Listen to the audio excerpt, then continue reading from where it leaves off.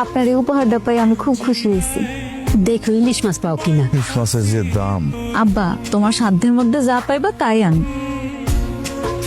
একটা হিসাব আপনি ঠিক মতো দিতে পারছেন না, কমেডি তো 12টা বেজে যাচ্ছে। সরি স্যার, আমি এখনই ঠিক করে আনছি। আমি ওই যে আমগো সারে টেবিলে মুছতাছিলাম। তাই তো মনে হয় আপনার বিরক্ত করলাম না? মোর টাকা পয়সা নাই, তোরা কি এই জায়গায় চুরি করতে আসছস নাকি? অনেক শখ হয়েছিল, এই একটু জামাটা পরে দেখছি।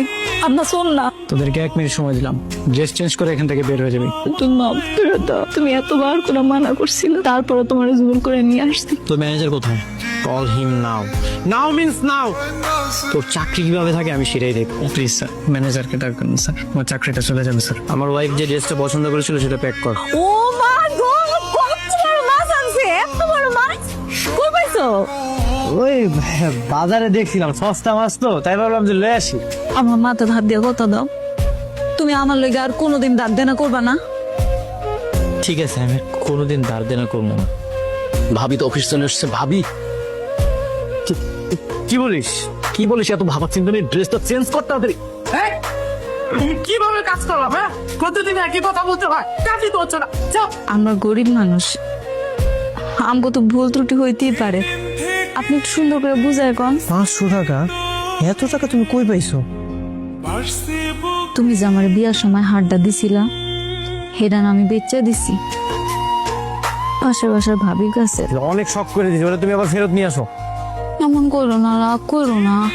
তুমি আমার পরে কিনা দি।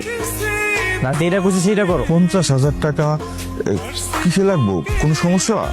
ভালো চাকরির খবর পাইছি, ওই জায়গায় অনেক টাকা ঘুষ দেওয়া লাগবে। আমার না 50,000 টাকা দরকার। 50,000 টাকা? হ্যাঁ মিয়া, 50,000 টাকা কি হাতে মনে নাকি? হ্যাঁ, চাইলেই পাওয়া যায়। রাখেন ফোন। আমার চায়ের দোকানটা বেশি আলাইছি। কি এত বড় পাগলামি কেন করতে গেছো তুমি? আরে মা, পাগলামি কিসে? আমার ছেলে থাকলে করতাম না। হ্যালো, কই তুমি? আমি তো অফিসে। আমি স্যারের লেগে কফি বানাইতেছি, স্যার আবার ঘন ঘন কফি খায়। ও, কফি বানাইতেছো? বিয়া কইরা আমার লগে আমার পরিবারের লগে এত বড় গেম খেললি? তুমি আমার কথাটা বোঝার চেষ্টা করো, আমি তোমার সাথে কোনো গেম খেলিনি। তুমি এখানে বসো, আমি সবকিছু তোমাকে বুঝিয়ে বলছি। আমার আর কোনো কথা শুনতে হবে না। আমি আসলে অনেক বড় একটা সত্য আপনাদের থেকে গোপন করেছি। এটা সত্য, আমি এতিম, আমার কেউ নেই। আমার পাশে যারাই ছিল সবাই আমার অর্থবিত্ত দেখে আমাকে ভালোবেসেছে। আমার নিজস্ব একটা কোম্পানি আছে, আর সেই কোম্পানির মালিক হচ্ছে আমি।